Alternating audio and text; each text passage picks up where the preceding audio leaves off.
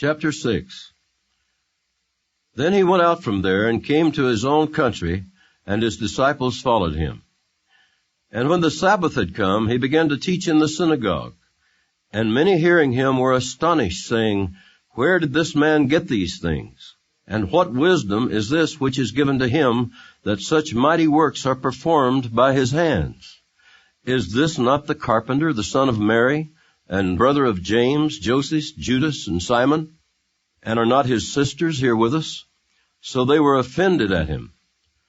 But Jesus said to them, A prophet is not without honor, except in his own country, among his own relatives, and in his own house. Now he could do no mighty work there, except that he laid his hands on a few sick people and healed them. And he marveled because of their unbelief. Then he went about the villages in a circuit, teaching. And he called the 12 to himself, and began to send them out 2 by 2, and gave them power over unclean spirits. He commanded them to take nothing for the journey except a staff, no bag, no bread, no copper in their money belts, but to wear sandals, and not to put on 2 tunics. Also he said to them, In whatever place you enter a house, stay there till you depart from that place. And whoever will not receive you, nor hear you, when you depart from there, shake off the dust under your feet as a testimony against them. Assuredly, I say to you, it will be more tolerable for Sodom and Gomorrah in the day of judgment than for that city. So they went out and preached that people should repent. And they cast out many demons, and anointed with oil many who were sick, and healed them. Now King Herod heard of him, for his name had become well known. And he said, John the Baptist is risen from the dead, and therefore these powers are at work in him. Others said, It is Elijah. And others said, It is the prophet, or like one of the prophets. But when Herod heard, he said, This is John, whom I beheaded. He has been raised from the dead. For Herod himself had sent and laid hold of John, and bound him in prison for the sake of Herodias, his brother Philip's wife, for he had married her. Because John had said to Herod, It is not lawful for you to have your brother's wife. Therefore Herodias held it against him, and wanted to kill him, but she could not. For Herod feared John, knowing that he was a just and holy man, and he protected him. And when he heard him, he did many things, and heard him gladly. Then an opportune day came when Herod, on his birthday, gave a feast for his nobles, the high officers, and the chief men of Galilee. And when Herodias' daughter herself came in and danced, and pleased Herod, and those who sat with him, the king said to the girl, Ask me whatever you want, and I will give it to you. He also swore to her, Whatever you ask me, I will give you, up to half my kingdom. So she went out and said to her mother, What shall I ask? And she said, The head of John the Baptist. Immediately she came in with haste to the king and asked, saying, I want you to give me at once the head of John the Baptist on a platter.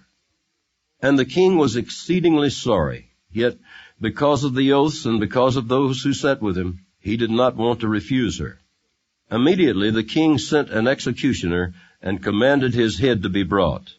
And he went and beheaded him in prison, brought his head on a platter, and gave it to the girl, and the girl gave it to her mother.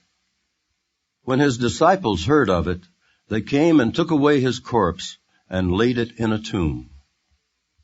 Then the apostles gathered to Jesus and told him all things, both what they had done and what they had taught.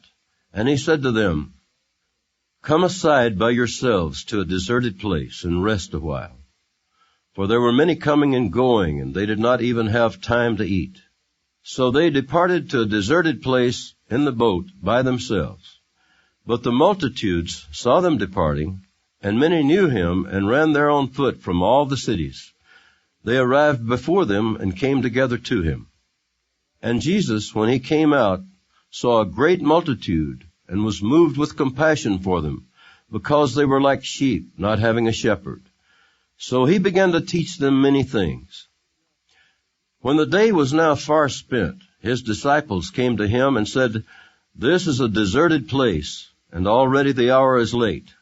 Send them away, that they may go into the surrounding country and villages and buy themselves bread, for they have nothing to eat."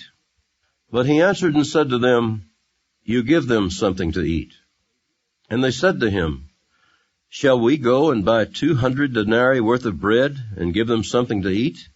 But he said to them, "How many loaves do you have? Go and see." And when they found out, they said, 5 and 2 fish. Then he commanded them to make them all sit down in groups on the green grass. So they sat down in ranks, in hundreds and in 50s. And when he had taken the 5 loaves and the 2 fish, he looked up to heaven, blessed and broke the loaves, and gave them to his disciples to set before them. And the 2 fish he divided among them all. So they all ate and were filled.